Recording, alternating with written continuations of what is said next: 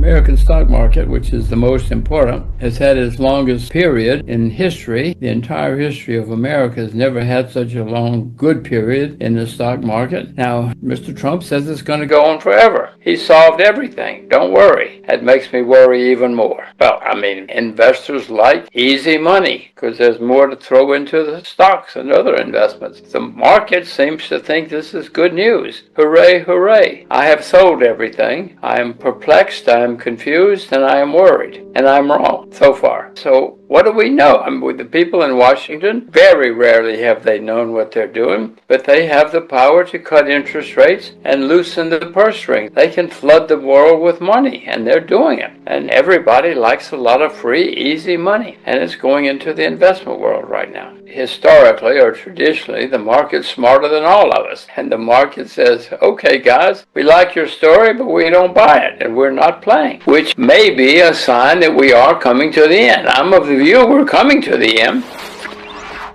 But that may mean the market thinks also we're coming to the end. But we don't seem to be there yet. And I don't know if it's going to go on another week, another year. I have not sold short anything, by the way. I don't have any shorts, but I have a lot of cash in U.S. dollars. You were exactly right. You were perceptive. I didn't know that the U.S. was now going to become even more socialist than it has been in the past. But that's a sign of socialist economies, when the government owns lots of companies. Now, it's not lots yet, but it might be the camel putting his nose under the tent. And I wish it weren't happening, but Mr. Trump's going to do what Mr. Trump's going to do. Listen, when somebody gets in trouble, they're going to call up as fast as they can Washington and say, you did it for them, here we are. We need a few help. A little money too. Give us some. No, I'm sure it's going to get much, much worse or better, depending on how you look at it. I see it as worse. If you ask me, this is a very unfortunate, bad thing. I don't want the U.S. government, any government, owning American industry, American companies, but this is the first step forward, and I'm afraid we're going to have more of it. When I was in, civics, we didn't talk about America government owning American economy. We talked about those bad things in places like Britain or someplace, or Russia. Now it's becoming America. I don't see cause and effect, but we may well be stumbling into war.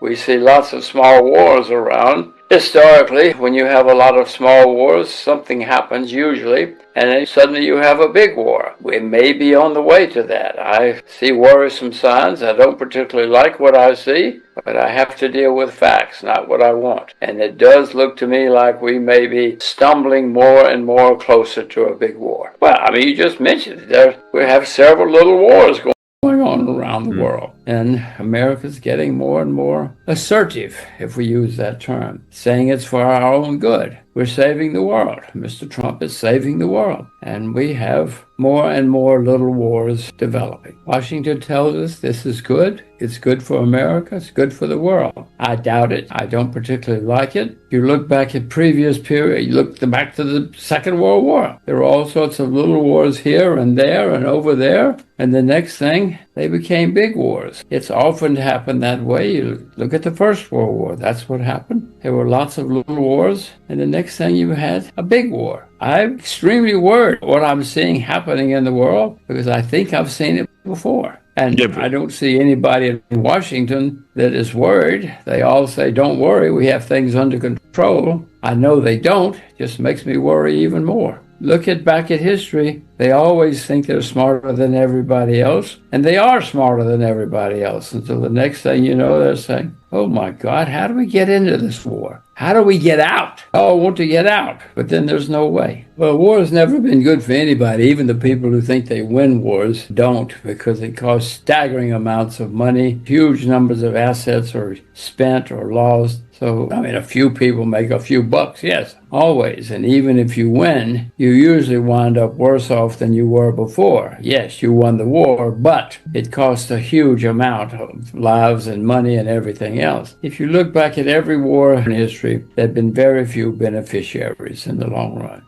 Well, I bought more silver recently. I did not. I own gold. I've not sold any. Didn't buy any gold. It's making all-time highs. Silver's still down substantially from its all-time high. So I have bought more silver recently. If you are not lazy and if you know what you're doing, oh my gosh, you can make staggering amounts of money if you buy the right miners. If you buy the right people and the right mine at the right place, you will make much, much more than if you just buy silver or gold. But you have to know what you're doing, because if you buy the wrong mine, you're going to lose everything. The definition of a gold mine is a hole in the ground with a liar standing at the top. Platinum's great. I don't own platinum, but sure, if you know what you're doing, buy it. Be sure you know what you're doing.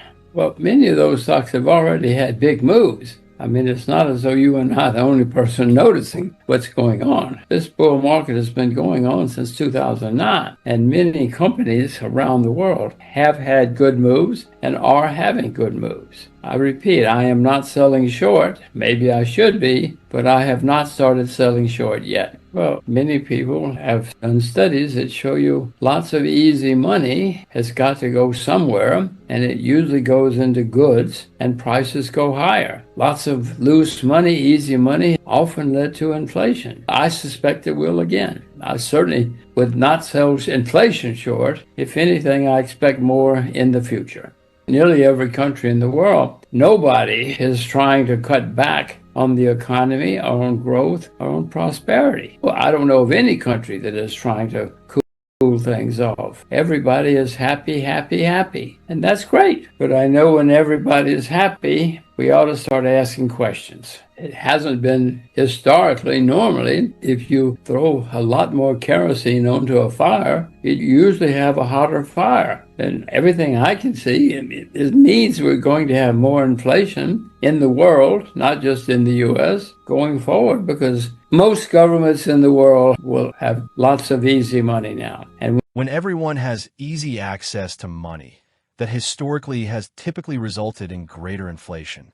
And if you ask me, it's going to result in higher inflation once more. Don't sell your silver. I understand your butler handles your shopping, but if you visit the store yourself, you'll notice that prices are rising and continuing to climb. Don't ask Washington. Ask your butler. You'll discover what's happening in the world. I hold a lot of cash, and it's in US dollars, not other currencies. And because normally, when trouble arises, people seek a safe refuge. Many individuals around the globe still regard the US dollar as a safe haven. It isn't. The United States is the biggest debtor nation in world history, yet most people still perceive the dollar as a safe haven. So, I possess a lot of US dollars. If and when crises occur and the dollar appreciates, I hope I'm wise enough to sell it. Now, your next question should be, okay, where will you place your money? And I don't have an answer. I don't see another currency right now. I hold gold. I hold silver. Sure, I can acquire more of that, but I'm searching for another currency that will rival the US dollar, and I don't yet know what that is. Theoretically, it could be the Chinese currency, but it's not yet a convertible currency. So, I'm uncertain. We've had basket currencies before. Historically, they haven't succeeded. Wonderful. I hope it succeeds. I don't own whatever the basket currency will be, because I'm doubtful based on historical examples. They typically fail. The assets that turn into money or serve as safe havens are generally a single dominant currency or commodity like gold or silver. That's what history shows. Well, maybe they also realize that silver has declined while gold hasn't. I doubt I'm the only one aware of that. But listen, I don't communicate with the Saudis. You'll have to ask them.